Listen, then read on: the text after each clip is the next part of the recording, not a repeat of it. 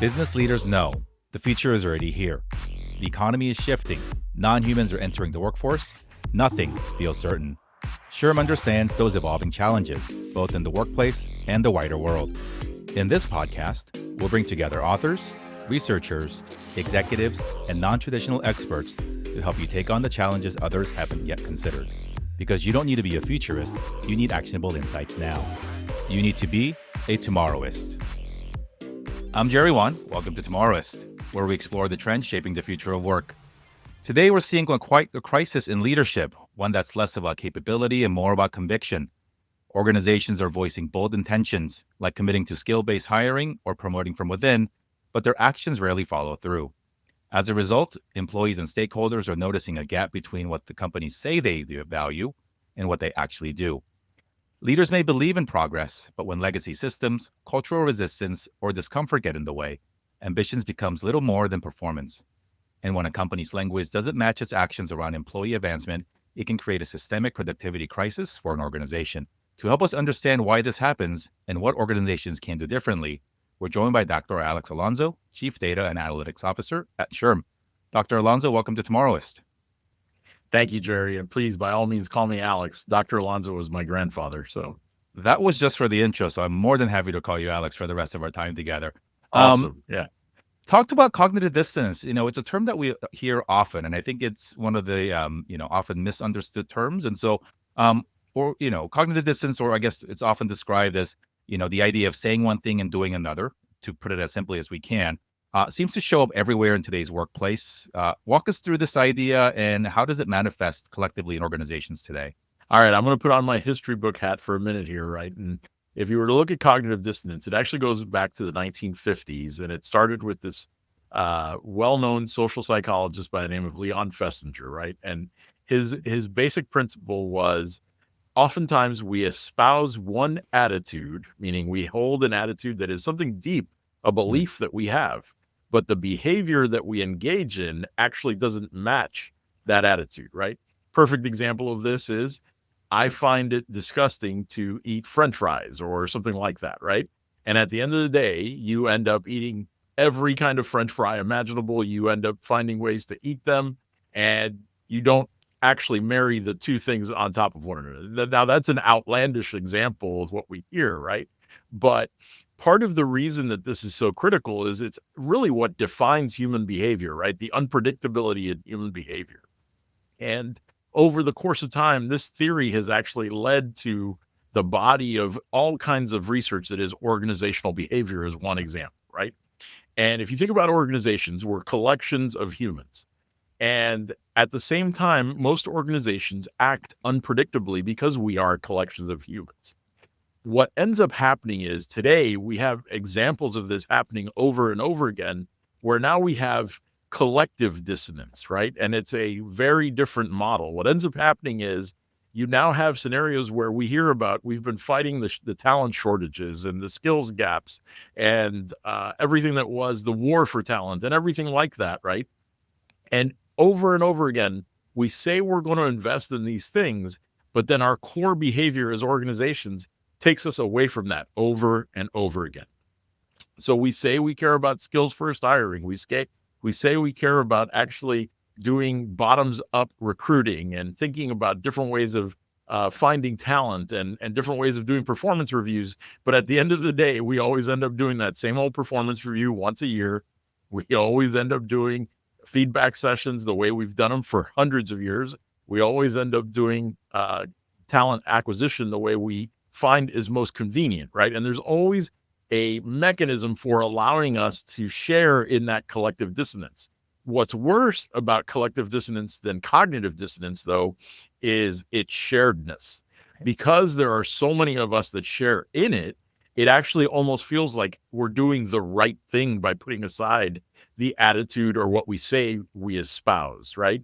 And that's where you start to really run into really threats to your viability as an organization in many cases, because you're not doing the things that actually make it so that you can innovate, make it so that you can evolve beyond what it is that you need to be.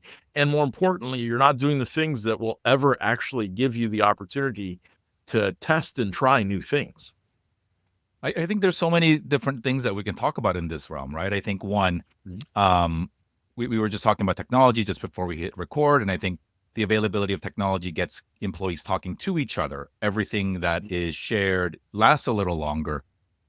Whether it was, hey, on this day, on this meeting, you said that something would happen, right? And then when that doesn't happen, this notion of collective accountability in some senses to an organization is also, or the opportunity to keep accountability a little bit more transparently is, I believe, also leading to this trend of people thinking about, hey, what does this mean when an organization says one thing or another?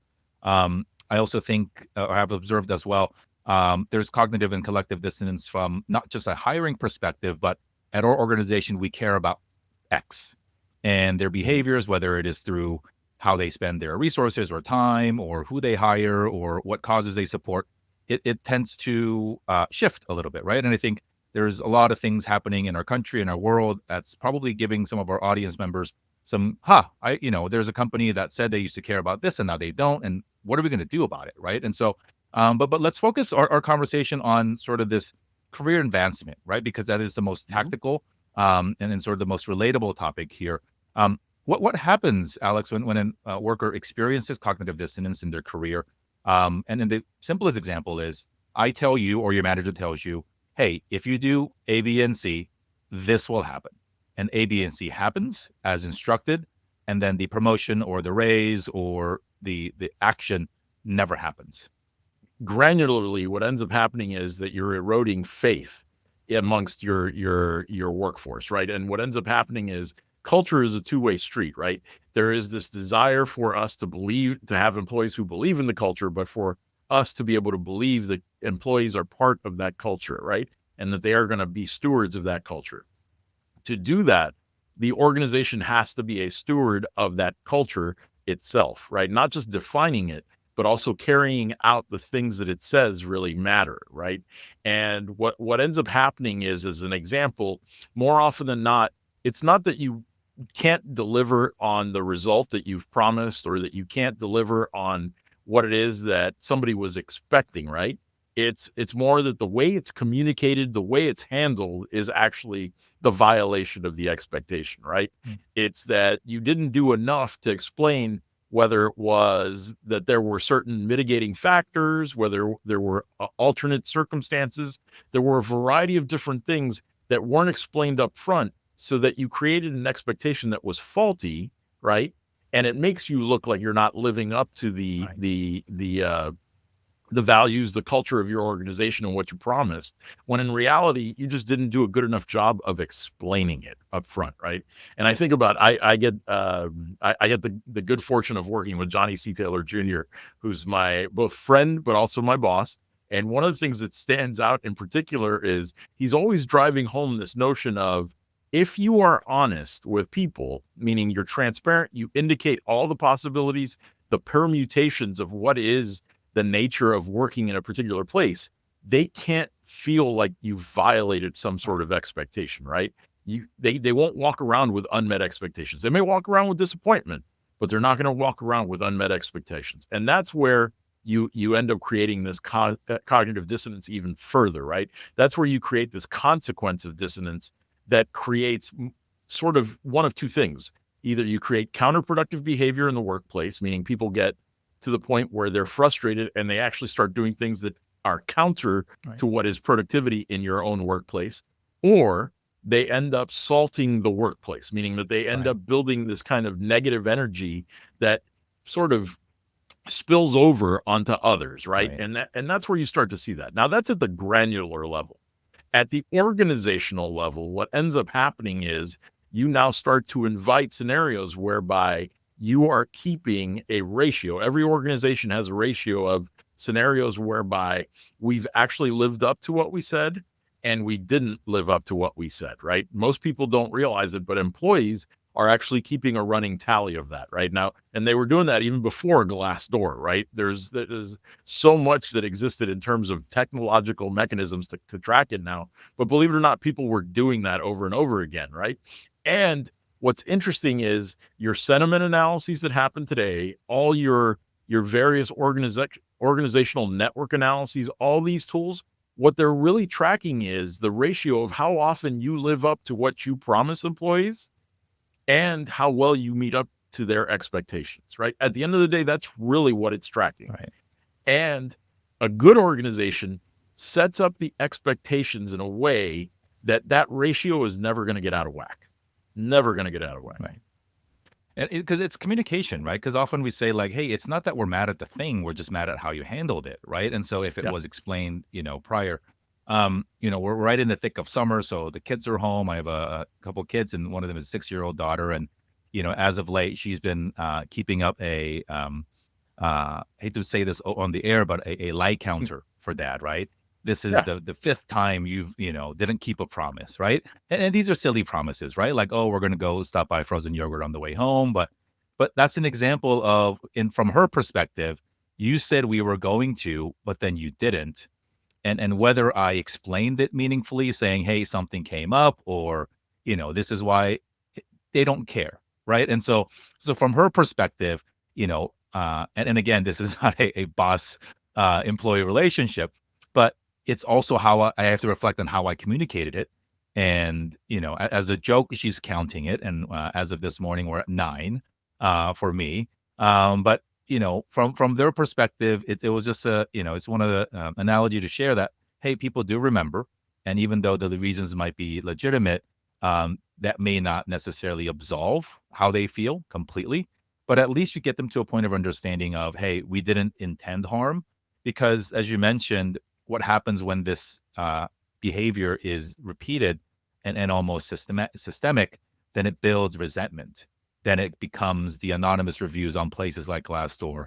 It's the negative talk when, the interns are here, or the new hire comes and saying, hey, don't bother doing that. They're not going to care. Right. And I think it's also important to understand that um, though it might be isolated to a particular individual or a department, those feelings spread very quickly, right? And for some of our audience members who work for extremely large and complex organizations, it is impossible, as we know, to control the behaviors of everybody. And so, part of this is obviously, setting culture at the top and setting expectations, and also creating a two-way communication portal. Um, Speaking of tools in that regard, how much of do you think the collective dissonance is tied to our outdated systems and our ever, challenge to move away or build upon them, or even the old school style guidelines like hiring for degrees or particular, metrics? Um, and how does that play into sort of the old ways of doing business, and how forward-thinking leaders should be thinking about business here in 2025? So, I think, and Jerry, by the way, I love the example that you described with your daughter and how she's tracking your behavior. Ironically, it brings me back to my 3 daughters and my 2 youngest ones who tracked me. They used to have a we'll see jar, right? Just to give you context, because they knew when I said we'll see, I was going to let them down in some way. But and I'll never forget the summer of 2019. I may have filled that with like $500 worth of we'll sees. But all kidding aside, when I think about your question, one of the things that strikes me is how much what we do is actually tied to 2 old values, right? Or 2 ways in which we approach things as organizations, right? First and foremost, as humans, convenience is king, right? We've heard this over and over again. It's king, it's queen, it's the entire deck, right? And one of the things that strikes us is when we are push comes to shove, right? In many cases, human behavior takes us back to convenience. The ultimate driver ends up becoming convenience, not safety, not the various needs that we know about from Maslow and all those things. It's straight back to convenience. What we find more often than not is that convenience is tied to legacy systems, as you described, right?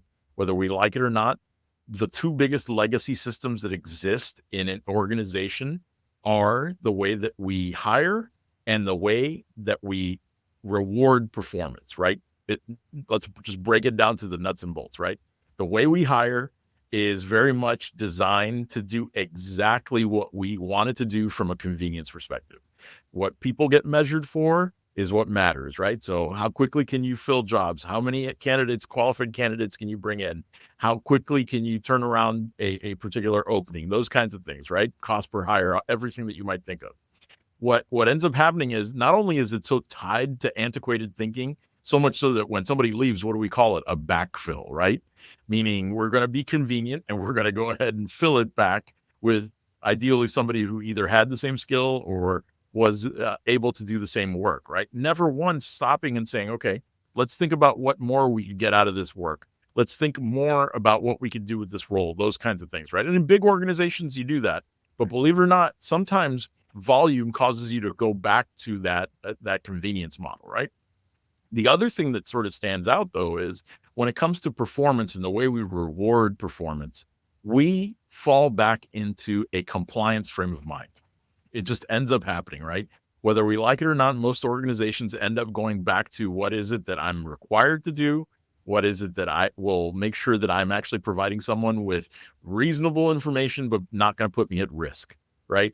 And that very paradigm that we live with in many cases actually causes us to fall back into these Mm. faulty kind of assumptions and causes that dissonance, right? Now, don't get me wrong. I'm not advocating let's blow up the whole system. The system is about 85% of the way there.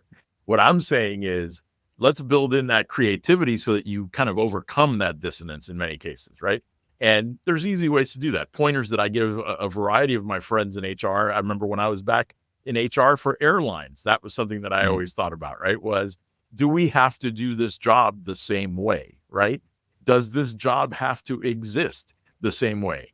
Is it that we are required to compensate performance on this job the same way, right? Is there a different way of achieving this same goal that we're trying to achieve? Just building that layer in to every bit of these systems is enough to tweak you to the point where you are getting further out from being susceptible to dissonance. I think it's also, as you mentioned, it's how we operate, whether it's, through compliance or through systems or through comfort. And ultimately, we are sort of uh, measuring or sort of looking for how people are incentivized, how organizations are incentivized, how particularly managers are incentivized, and therefore that impacts how they behave. And so if there is no opportunity for incentive for innovation or changing something, then we're going to go back to the way things are. I do think that, as you sit here in the middle of 25, there's so many things impacting how we work, how we live. Even before AI became an everyday word or multiple times a day word, there were generational shifts in hiring and in work behavior. The average tenure is getting shorter. The way we learn is getting different, or, is changing. COVID obviously changed how we work remotely, in person, hybrid, global talent force, national talent force, companies are moving back from work from home. And so all these tectonic shifts are changing. And yet the systems that drive, again, as you said, hiring and promotions and retaining have not necessarily shifted to meet it. And nor should we have expected it to, because the pace of change is also quite staggering to the point that we've never really seen that before. And so this begs the question, both for our audience members who are both in the middle somewhere, they are both being evaluated and being, promised or being expected to advance their organizations. And yet when they look with their teams, they have to be the ones to give the orders and set the expectations. What are your thoughts on career ladders and vertical advancement within organizations? Is that traditional matter of, hey, if I spend 3 years at this level, then I get promoted, or as is the case, a sort of an up or out model. If I follow the path, I continue to go up. What are your thoughts on the existence of that today, and then how it is prevalent tomorrow? Yeah, it's fascinating. I hear both sides of this equation, right? Some of it is about how well I can sustain my workforce, how well it is that I can actually keep workers retained and thinking in that regard and making it so that they see what their progression is, right? But in reality, we're moving away from a linear path when it comes to careers, right? And we've seen this for the last 20 years. It's not a surprise, right? The old adage about millennials was that they're going to switch jobs 15 times, right? And on average, they're going to switch jobs 15 times over the course of their career. Well, that's that's a symptom of what we're talking about here. But in reality, the notion of career pathing is valuable, but it's valuable as a developmental kind of consideration, right? I think where we've sort of broken down is this notion of creating it sort of the de facto what will happen and what tends to happen, as opposed to, let me think about this as one of many career paths that I can take, not just the only career path that I will build, not just something that is guaranteed or owed, right? Mm. So there's a piece of this that is actually tied to the employee and worker expectations, right? But it also speaks to the nature of the workplace that we live in today. The world of work today is very different, right? If you were to ask 25 years ago, the hot button term for the world of work was VUCA, right? It was volatile, uncertain, complex, and ambiguous, right? Today, it's different. 5 years ago, we introduced this term called, not we, SHRM, but the Institute for the Future introduced this term called BANI, right? And it was brittle, anxious, nonlinear, and incomprehensible, right? And it's that kind of thing that is actually a mindset that has bled down into the way that organizations tackle problems. But what's funny is it hasn't bled down into the way that organizations actually develop their employees. And I think there's something to be gained by saying, okay, you know what? Let's think specifically about how it is that we develop our employees so that they can handle situations, understand that some situations are not going to have a cause and effect that are purely linear. Some conversations or some situations are going to be incomprehensible. The data will not link. There's no explanation, and it's something that will be determined down the line, right? What's fascinating about that is we've not allowed ourselves to let that enter the employee experience. And fascinatingly, employees and workers are bringing it to us more than we are taking it to them. And I'll give you an example, right? Perfect story that we hear over and over again in popular press is AI is going to displace half the world, right? Displace everybody from their jobs, right? SHRM's own data even speaks to about how between now and 2030, we're likely to see 19.2 million working Americans lose their job or be displaced by AI, right? But in reality, what we see over and over again is, while that number really is a good estimate, what we find is employers and employees are approaching this prospect very differently, right? Employees are actually saying to their employers, I need to know more about AI. Mm. Teach us more about AI. I can live with this brittle system that we have, this completely nonlinear, incomprehensible system. It makes me anxious, but I get less anxious the more skills I develop. And I don't necessarily have to use them for you long term. I can use them elsewhere, right? But the narrative that we've convinced ourselves of and the system that we've thought about is that job security is the driving factor, right? When in reality, it's purpose, right? If you look at worker expectations, we've seen for the last 20 years, it's still the longest, biggest factor after pay that people really care about when they're thinking about worker expectations from their employers is give me purpose. Right. If you show me how to use tools, you are unintentionally or intentionally giving me purpose, right? And that's something that gets lost in the very nature of what we're doing. Organizations that really understand how to bring that BANI mentality to their workforce and the way they manage their workforce just have a leg up because they're thinking in nonlinear ways. So for leaders who are listening and not just by title, but how you show up and then advocate for folks around you all the time, what is the proper balance or advice here? Because the world is ever changing at a quick pace. The thing that you thought was going to be how to XYZ is changing, because fundamentally how we work is changing. How do we build that culture of developing that trust and that purpose, so that when that dissonance, when it inevitably happens, because the world is going to force us to not be able to live up to the promises of yesterday, how do we build this culture meaningfully and tactfully so that our teams and our organizations, our customers, our entire ecosystem is understanding that when things change, that it is a factor of us doing our best to keep up with the changing times and not, as you mentioned, put a slip of paper in the Alex will see jar, right? And the dad jar of here's yet again another time that dad failed, right? And so, because like you said, though that resentment is real, And so how do we train our leaders and begin to have conversations, say, hey, we're doing our best here. There's a new tool tomorrow that can change everything. The world is ever changing so quickly. How do we begin to have these conversations both in the leadership circles and then throughout the organization? You know, I think of something that I learned from a colleague of mine many years ago. Her name was Susan Podliger, and she was the CHRO of MetLife, and before that, she was at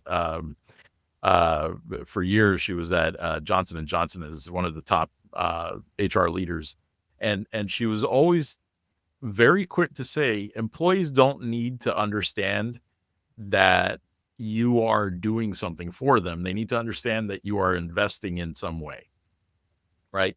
And to me, it sounded like we were just talking about the same thing, right? Like she was just using, kind of employer speak, right? But she pulled me aside one time and we had a conversation, and what she highlighted in particular was investing means you don't get to decide what I'm doing for you, but I am going to put something into that space for you. I'm going to hold something for you in some way, right? It may not be a job. It may be training. It may be a different way of looking or thinking about savings or compensation or investment in the way you're developed, or really, even an outplacement program in many cases could be an investment that you're making in someone, right?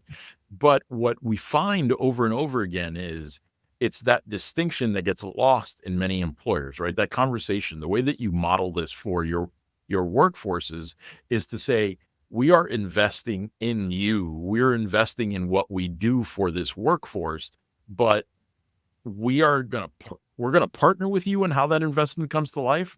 It doesn't mean that you get to choose what that investment is for, right?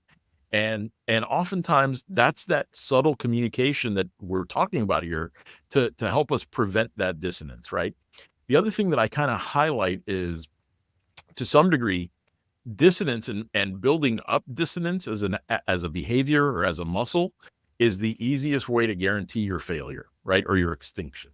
And so, both as a human, but also as as an organization, right? So when I think specifically about what it is that I advise leaders, what I've heard from great leaders over the course of their careers, it's thinking specifically about what you're doing to invest and making it known without making it democratized, right? Mm, Because the hardest thing for yeah. many employers is you want to make it available, but you don't want to make it so that it's one size fits all and customizable and personalized for everyone, right?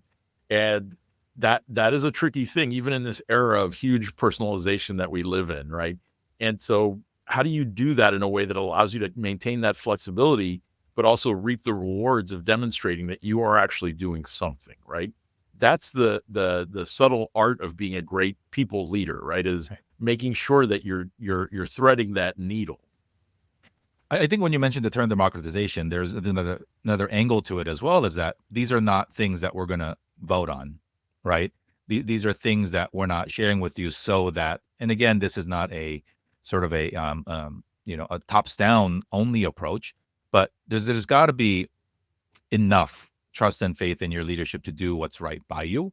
And ultimately, I guess understanding too that, hey, if it comes to a point where there's enough dissonance or there's trust and perhaps there's a different place that's better suited for both you and me, right? But I think it's this notion of, hey, when we um, a, a tail cannot wag its dog, perhaps, right? And so I think there's understanding that as long as you trust in the leadership that you work for, the organization and its values, and you choose to show up every day, that you gotta have faith in the system and its people as well.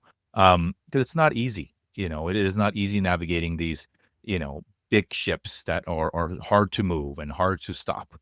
And yet, there's so many factors sort of in our world. If I could offer one thought on something you said that I think is absolutely brilliant, right? It's if I can trust my leaders, right? But the thing that we see often, right, and even in what we see around employee sentiment work and we see around engagement work all the time is, and culture work, right, is this notion that I need to be able to trust my leader. And in reality, that's sort of a nuance that many really well-honed organizations have figured out, right? Where you say specifically, you need to be able to trust your leader to do what, right? And you need to trust your leader to have the interests of the organization and the success of its employees at heart. It's not that they will guarantee that. It's not that you need to trust them in open communications. You need to, it's none of that, right? It's not, we're all going to be kumbaya. It's that I trust that you're going to drive this organization in a way that benefits you, but also benefits me.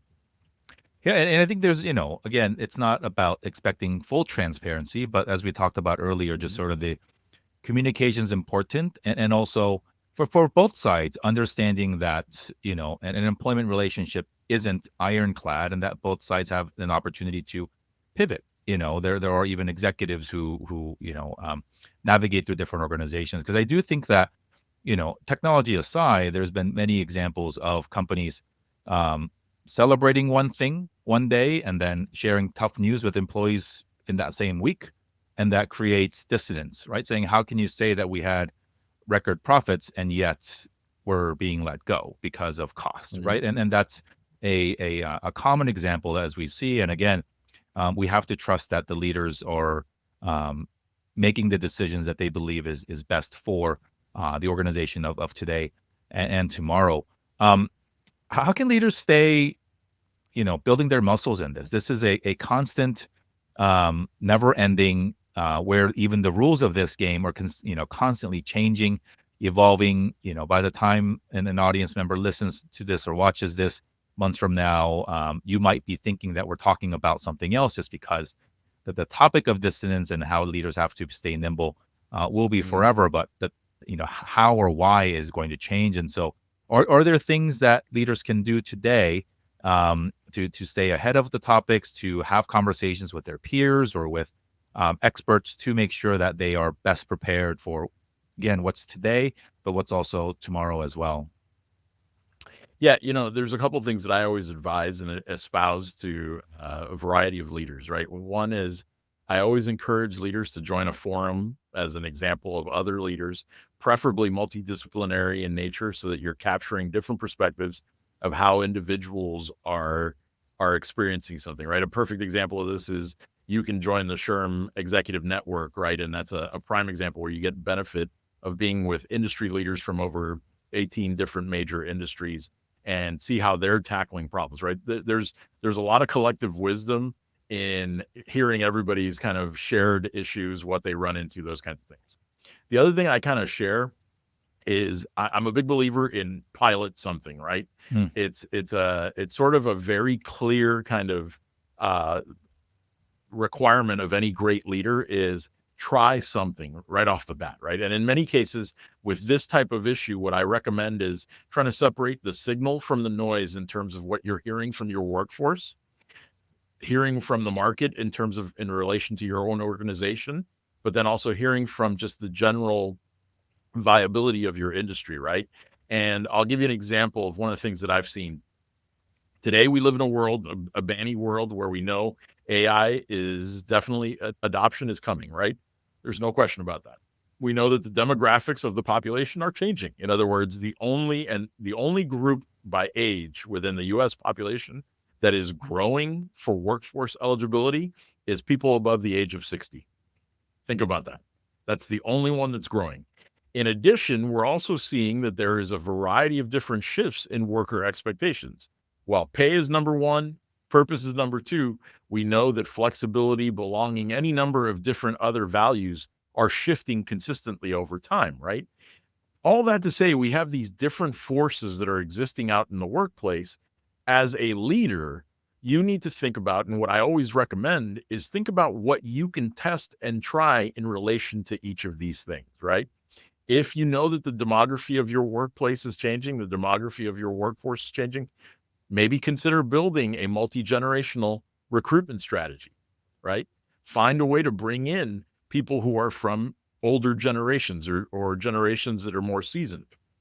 If you know that AI is coming to displace at least 50% of the tasks in some of the jobs on your in your organization, conduct an assessment to see how actually viable that may be, how inexpensive or cost effective it may be. Try to understand what kind of learning you can offer the people who might be displaced around this, right? Think about it, what you might do to kind of say, how do we upskill this person so that we still see the value of having people in the workplace?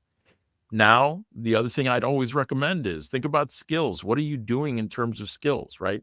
A lot of us talk about skills first kind of thinking, but we don't talk about the way that we do that, right? It's a great wrapper, right? At the SHRM Foundation, one of the things that we've been studying through our Center of Excellence around skills first futures is trying to understand from a bottom up perspective, how do you know that success is based upon a collection of skills, and what do those collection of skills look like? Try something like that as a leader to demonstrate that you've got that forward leaning approach and you're responding to something that is a signal and not just noise in the workplace. All of it, by the way, is of value to your workforce. As you mentioned, a term that I learned about, or I think we always knew about it, but I started adopting more, is the term experiment, right? And I think if you frame what you want to try with your team as an experiment, it does a number of different things. One, regardless of the outcome, the recipients or the participants feel less angry or sad or even happy about the outcome because they know that they went into it as an experiment to test the hypothesis, not to directionally go somewhere. And two, it builds a lot of trust in a way that is, reverse common sense or, initial thought, because as a leader, you want to have absolutely, confidence and authority. And that is sort of the corporate way, right? Like I want to have confidence in what I tell my people. But if you go to them and saying, hey, we're going to try this out. Let's try this out. We need to learn together. And I think when you build those, then what you do then is you build sort of, trust credits, if you will. And so that when the dissonance credits come in, they sort of cancel each other out, right? And saying like, hey, we try this together. It didn't work, or we learned something. And again, because I think dissonance also comes from collectively when it's compounded, it comes from not being a part of the conversation. It's being told one thing and then saying that there's nothing you can do about it. And so this has been, it's such a fascinating conversation, Alex. Not mainly, but one of the reasons why we talked about AI, but it wasn't the focal point. We talked about the human experience and how we can build better, stronger, frankly, longer lasting teams, which I do believe will be a critical, competitive edge for many of our audience members as the tenures get shorter, as the workforce is impacted by many things, including AI. And any final thoughts about what the world of tomorrow looks like and what we can do to really, reduce dissonance, to build trust, and to, build teams that we'd all be proud to work for tomorrow? I'll just echo something you said, Jerry. I was very fortunate to work for a couple of years with Ram Charan, the famed talent management professor / strategist that has been on all the major boards. He's the board whisperer of his era. And I'll never forget, people think that strategy is what your revenues plus your revenue streams plus what your expense streams are. No one remembers that all of it is valuable, but it's only one half of your strategy. The other half of your strategy is what you invest in as testing and trying. If you are not piloting, you have no strategy. So make sure you do it. Awesome. Alex, I almost called you Dr. Alonso again because it's the formality at the start, okay, formality Barry. At the end. Alex, thank you so much for joining us. Put a jar together. And for all the dads out there, don't let him step that jar. Alex, thanks so much for joining us today. I learned a lot, and I hope our audience has as well. That will do it for this week's episode. See you next time on Tomorrowist. If you enjoyed today's conversation, please subscribe to Tomorrowist wherever you get your podcast. We also publish a weekly newsletter with in-depth articles and the latest SHRM research to help keep you in the know about the trends shaping the future of work. You can subscribe and find all of our episodes on our website at shrm.org/Tomorrowist. Thanks for listening. And remember, the workplace is changing rapidly. You don't have to be a futurist, be a Tomorrowist. SHRM.